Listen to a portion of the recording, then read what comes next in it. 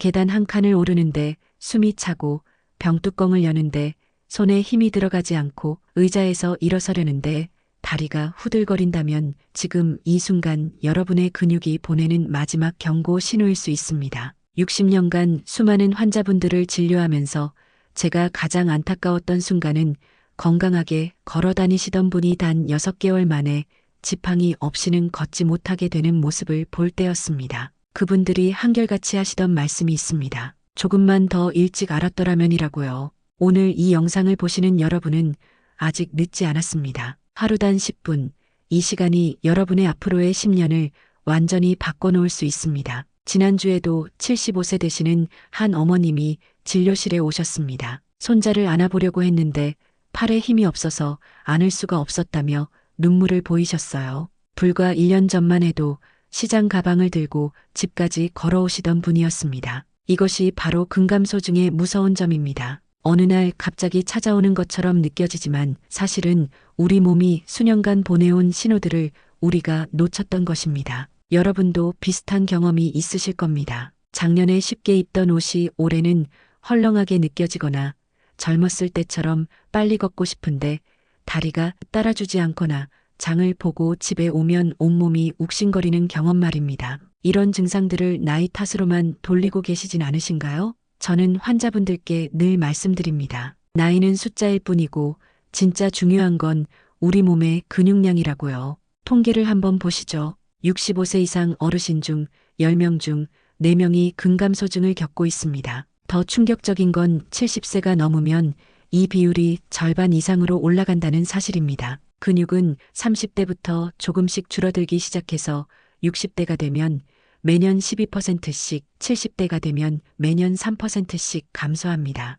아무것도 하지 않으면 10년 후에는 지금 근육의 70%만 남게 되는 셈입니다. 하지만 여기서 희망을 말씀드리고 싶습니다. 제가 직접 봤던 82세 할아버지는 1년간의 꾸준한 운동으로 지팡이를 버리고 혼자 힘으로 걸으실 수 있게 되셨습니다. 78세 할머니는 6개월 만에 손자를 안고 사진을 찍으실 수 있었습니다. 이분들이 특별해서가 아닙니다. 단지 늦지 않았다는 걸 믿고 실천하셨을 뿐입니다. 먼저 근감소증이 정확히 무엇인지 아셔야 합니다. 의학적으로는 근육량의 감소와 함께 근력과 신체 기능이 저하되는 상태를 말합니다. 쉽게 말하면 근육이 줄어들면서 힘도 빠지고 몸을 제대로 쓸 수 없게 되는 것이죠. 문제는 이것이 단순히 불편함으로 끝나지 않는다는 겁니다. 근감소증이 생기면 어떤 일이 벌어질까요? 첫째, 낙상 위험이 3배 이상 높아집니다. 근육이 약해지면 균형을 잡기 어렵고 한번 넘어지면 골절로 이어질 확률이 높습니다. 특히 대퇴골 골절은 65세 이상에서 1년 내 사망률이 20%에 달할 정도로 위험합니다. 둘째, 당뇨병 발생 위험이 커집니다. 근육은 우리 몸에서 혈당을 가장 많이 소비하는 조직인데 근육이 줄어들면 혈당 조절이 어려워집니다. 셋째, 면역력이 떨어집니다. 근육은 단순히 몸을 움직이는 역할만 하는 게 아니라 면역 물질을 만들어내는 공장이기도 합니다. 그렇다면 나에게 근감소증이 있는지 어떻게 알 수 있을까요? 간단한 자가 진단법을 알려드리겠습니다. 첫째, 의자에서 팔을 쓰지 않고 일어서기가 힘드십니까? 둘째, 계단 10개를 쉬지 않고 오르기 어려우십니까? 셋째, 걷는 속도가 1년 전보다 느려졌습니까? 넷째, 악력계가 있다면 남성 기준 28kg, 여성 기준 18kg 이하로 나옵니까? 다섯째, 종아리 둘레가 남성 34cm, 여성 33cm보다 가늘습니까? 이 중 2가지 이상 해당된다면 근감소증을 의심해 볼 필요가 있습니다. 제가 60년 동안 환자분들을 보면서 발견한 공통점이 있습니다. 근감소증이 심한 분들은 대부분 3가지 중 하나를 소홀히 하셨다는 점입니다. 운동, 영양, 그리고 생활습관이죠. 이 3가지만 제대로 챙기셔도 근육은 70세든 80세든 다시 만들어질 수 있습니다. 제가 직접 확인한 사실입니다. 많은 분들이 운동만 열심히 하면 된다고 생각하십니다. 하지만 제대로 된 영양 섭취 없이는 아무리 운동해도 근육이 늘지 않습니다. 특히 단백질과 비타민 D는 근육을 만드는 가장 중요한 재료입니다. 단백질부터 말씀드리겠습니다. 60대 이후에는 하루에 체중 1kg당 1g에서 1.2g의 단백질이 필요합니다. 체중이 60kg이라면 하루 60g에서 72g을 드셔야 한다는 뜻입니다. 그런데 실제로는 대부분 이보다 훨씬 적게 드십니다. 밥과 국, 김치 위주의 식사로는 턱없이 부족합니다. 그렇다면 어떻게 드셔야 할까요? 아침에 계란 2개를 드시면 약 12g, 점심에 고등어 한 토막을 드시면 약 20g, 저녁에 두부 반 모를 드시면 약 10g의 단백질을 섭취하실 수 있습니다. 여기에 간식으로 우유 한 잔이나 요거트 하나를 더하시면 됩니다. 중요한 건 한 끼에 몰아서 먹는 게 아니라 세 끼에 골고루 나눠 드시는 겁니다. 우리 몸은 한 번에 25g에서 30g 정도의 단백질만 흡수할 수 있기 때문입니다. 제가 진료실에서 자주 듣는 질문이 있습니다. 고기를 먹으면 콜레스테롤이 올라가지 않나요? 걱정하지 마십시오. 적당량의 고기, 생선, 계란은 오히려 건강에 좋습니다. 다만 기름기가 많은 부위는 피하시고 살코기 위주로 드시면 됩니다. 식물성 단백질도 좋습니다. 콩, 두부, 견과류도 훌륭한 단백질 공급원입니다. 다음은 비타민 D입니다. 비타민 D가 부족하면 아무리 단백질을 많이 드셔도 근육 합성이 제대로 되지 않습니다. 비타민 D는 햇빛을 쬐일 때 우리 피부에서 만들어지는데 나이가 들면 이 능력이 떨어집니다. 게다가 요즘 어르신들은 실내에만 계시는 경우가 많아서 비타민 D 부족이 흔합니다. 혈액 검사를 해보면 65세 이상 어르신 10명 중 7명이 비타민 D 부족 상태입니다. 비타민 D 수치가 낮으면 근력이 약해질 뿐만 아니라 골다공증, 우울증, 면역력 저하까지 생길 수 있습니다. 하루 15분에서 20분 정도 햇빛을 쬐이는 것만으로도 많은 도움이 됩니다. 오전 10시에서 오후 3시 사이에 팔과 다리를 내놓고 산책하시면 됩니다. 겨울철이나 햇빛 쬐이기가 어려우시면 비타민 D 보충제를 드시는 것도 좋습니다. 하루 1000단위에서 2000단위 정도가 적당합니다. 음식으로도 비타민 D를 섭취할 수 있습니다. 연어, 고등어 같은 등푸른 생선, 계란 노른자, 우유에 비타민 D가 들어 있습니다. 특히 비타민 D가 강화된 우유를 선택하시면 더 좋습니다. 여기서 하나 더 말씀드릴 게 있습니다. 물을 충분히 드셔야 합니다. 근육의 75%는 물로 이루어져 있습니다. 수분이 부족하면 근육 합성이 잘 안 되고 피로도 빨리 느끼게 됩니다. 하루 1.5리터에서 2리터 정도, 컵으로 6잔에서 8잔 정도 드시는 게 좋습니다. 한꺼번에 많이 드시지 마시고 조금씩 자주 드세요. 이제 가장 중요한 운동 이야기를 하겠습니다. 많은 분들이 운동이라고 하면 헬스장에 가서 무거운 기구를 들어야 한다고 생각하십니다. 전혀 그렇지 않습니다. 집에서 지금 계신 그 자리에서 바로 시작할 수 있는 운동들이 있습니다. 거창할 필요 없습니다. 하루 10분이면 충분합니다. 첫 번째 운동은 앉았다 일어서기입니다. 너무 간단해 보이시죠? 하지만 이것이야말로 우리 하체 근육을 키우는 가장 효과적인 운동입니다. 허벅지 앞쪽 근육, 엉덩이 근육, 종아리 근육을 한꺼번에 쓰게 됩니다. 의자에 앉으신 상태에서 팔을 가슴 앞으로 모으시고 천천히 일어서세요. 이때 무릎이 발끝보다 앞으로 나가지 않도록 주의하시고 엉덩이를 뒤로 빼는 느낌으로 일어서세요. 그리고 천천히 다시 앉으세요. 이걸 10번 반복하는데 1분이면 됩니다. 처음에는 5번만 하셔도 괜찮습니다. 익숙해지면 횟수를 늘리세요. 제 환자분 중에 한 분은 처음에 3번도 못 하셨습니다. 그런데 매일 조금씩 늘려서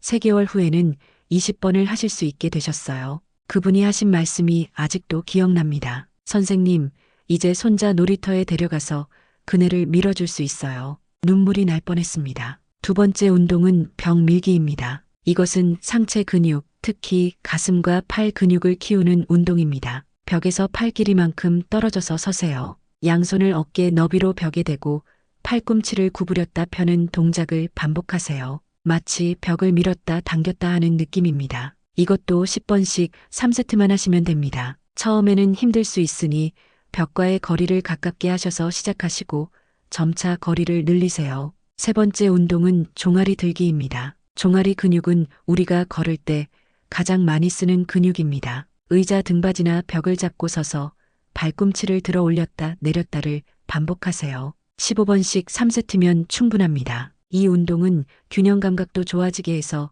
낙상 예방에도 도움이 됩니다. 네 번째는 무릎 들어 올리기입니다. 서 있는 자세에서 한쪽 무릎을 천천히 가슴 쪽으로 들어 올렸다 내립니다. 양쪽 다리를 번갈아 가며 각각 10번씩 합니다. 처음에는 균형 잡기가 어려우시면 벽이나 의자를 잡고 하셔도 됩니다. 이 운동은 고관절 근육을 강화해서 걸을 때 다리를 들어 올리는 힘을 키워줍니다. 다섯 번째는 팔 들어 올리기입니다. 물병이나 가벼운 아령을 양손에 들고 팔을 옆으로 천천히 들어 올렸다 내립니다. 어깨 근육을 키우는 운동입니다. 처음에는 빈 물병으로 시작하셔서 익숙해지면 물을 조금씩 채워 넣으세요. 10번씩 3세트면 됩니다. 이 5가지 운동을 순서대로 하시면 정확히 10분이 걸립니다. 아침에 일어나서 10분, 저녁 식사 전에 10분, 하루 2번만 하셔도 놀라운 변화를 경험하실 겁니다. 중요한 건 매일 하는 겁니다. 일주일에 한 번 1시간 하는 것보다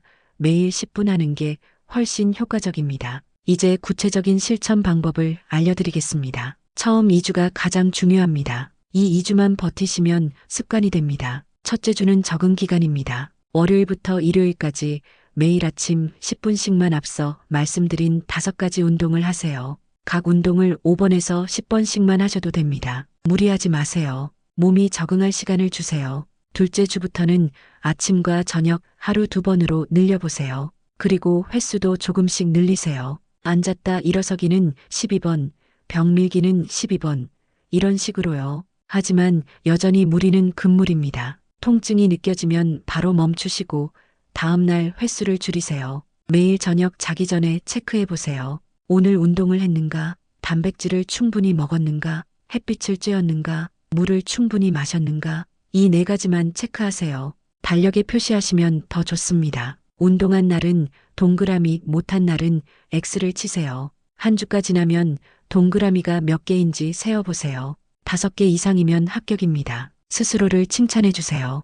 2주가 지나면 변화를 느끼실 겁니다. 아침에 일어날 때 몸이 가볍고 계단을 오를 때 숨이 덜 차고 병뚜껑을 열 때 힘이 들어가는 느낌을 받으실 거예요. 이게 바로 근육이 다시 살아나는 신호입니다. 한 달 후에는 처음과 비교해 보세요. 의자에서 일어서기가 얼마나 쉬워졌는지, 걷는 속도가 얼마나 빨라졌는지, 종아리 둘레가 조금이라도 늘어났는지 확인해 보세요. 작은 변화라도 소중합니다. 그 작은 변화가 쌓여서 큰 변화가 됩니다. 제가 추천하는 자가 체크 방법을 하나 더 알려드리겠습니다. 매주 같은 요일, 같은 시간에 30초 동안 의자에서 몇 번 일어섰다 앉았다를 할 수 있는지 세어보세요. 처음에는 8번이었는데 한 달 후 12번이 되었다면 근력이 50%나 늘어난 겁니다. 이런 객관적인 수치가 여러분에게 동기부여가 됩니다. 운동과 영양만큼 중요한 게 생활 습관입니다. 일상생활에서 조금만 신경 쓰시면 근육을 지키는데 큰 도움이 됩니다. 첫째, 엘리베이터 대신 계단을 이용하세요. 한두 층 정도는 계단으로 오르내리는 습관을 들이세요. 무릎이 안 좋으시면 내려갈 때만이라도 계단을 이용하세요. 계단 오르기는 하체 근육을 키우는 최고의 운동입니다. 둘째, 텔레비전을 볼 때도 가만히 앉아만 계시지 마세요. 광고 시간에 일어나서 제자리 걸음을 하거나 스트레칭을 하세요. 1시간마다 한 번씩은 일어나서 움직이세요. 오래 앉아 있으면 근육이 굳고 혈액순환도 나빠집니다. 셋째, 가까운 거리는 걸어 다니세요. 버스 정류장 한두 개 거리는 걸어가시고 장을 보러 갈 때도 걸어가세요. 걷기는 전신 운동이면서 가장 안전한 운동입니다. 하루 30분만 걸어도 근육량 감소를 막을 수 있습니다. 넷째, 집안일을 운동이라고 생각하세요. 청소기 돌리기, 빨래 널기, 설거지하기, 이 모든 게 근육을 쓰는 활동입니다. 특히 걸레질은 훌륭한 전신 운동입니다. 다만 무리하지는 마세요. 한 번에 다 하려고 하지 말고 나눠서 하세요. 다섯째, 충분한 수면을 취하세요. 근육은 자는 동안 회복되고 성장합니다. 하루 7시간에서 8시간 정도 주무시는 게 좋습니다. 잠이 잘 안 오시면 저녁 운동을 너무 늦게 하지 마시고 카페인 섭취를 줄이세요. 여섯째, 스트레스를 관리하세요. 스트레스를 받으면 우리 몸에서 코르티솔이라는 호르몬이 나오는데 이게 근육을 분해합니다. 좋아하는 취미 생활을 하시거나 친구들과 수다를 떠시거나 명상을 하시면 도움이 됩니다. 60년간 의사로 살아오면서 제가 깨달은 가장 중요한 진리가 있습니다. 건강은 거창한 것에서 나오는 게 아니라 매일매일의 작은 실천에서 나온다는 것입니다. 하루 10분의 운동, 한 끼의 단백질, 15분의 햇빛, 이런 사소해 보이는 것들이 쌓여서 10년 후에 여러분을 만듭니다. 지금 이 순간부터 시작하세요. 내일부터가 아니라 지금 당장. 이 영상이 끝나면 바로 의자에서 일어났다 앉았다를 5번만 해보세요. 그게 시작입니다. 완벽하게 하려고 하지 마세요. 그냥 시작하세요. 오늘 5번 했으면 내일은 6번 하는 겁니다. 이렇게 하루하루 조금씩 늘려가는 겁니다. 혼자 하기 힘드시면 가족이나 친구와 함께 하세요. 서로 확인해주고 격려해주면 훨씬 쉽습니다. 동네에 비슷한 나이의 이웃분이 계시면 함께 아침마다 공원에서 운동하자고 제안해보세요. 함께하면 더 즐겁고 꾸준히 할 수 있습니다. 포기하지 마세요. 어떤 날은 운동이 하기 싫을 수도 있습니다. 그럴 때는 5분만이라도 하세요. 안 하는 것보다는 5분이라도 하는 게 훨씬 낫습니다. 중요한 건 끊어지지 않고 계속하는 겁니다. 여러분의 몸은 아직 늦지 않았습니다. 70세든 80세든 근육은 만들어질 수 있습니다. 제가 직접 봤습니다. 수백 명의 환자분들이 다시 건강을 되찾는 모습을 봤습니다. 여러분도 할 수 있습니다. 믿으세요. 그리고 시작하세요. 오늘 이 영상이 도움이 되셨다면 구독 버튼을 눌러주세요. 그리고 주변에 계신 어르신들, 부모님께 이 영상을 공유해 주세요. 한 분이라도 더 건강해지신다면 그것만큼 큰 보람이 없을 것 같습니다. 좋아요도 눌러주시면 더 많은 분들에게 이 정보가 전달될 수 있습니다. 다음 영상에서는 관절 건강 지키는 법에 대해 말씀드리겠습니다. 무릎, 허리, 어깨 통증 없이 사는 방법 궁금하지 않으세요? 그때까지 오늘 배운 운동 꾸준히 하시고 건강하게 지내세요. 여러분의 10년 후가 지금보다 더 건강하고 활기차기를 진심으로 기원합니다. 하루 10분, 그 10분이 여러분의 삶을 바꿀 겁니다. 늦지 않았습니다. 지금 시작하세요. 감사합니다.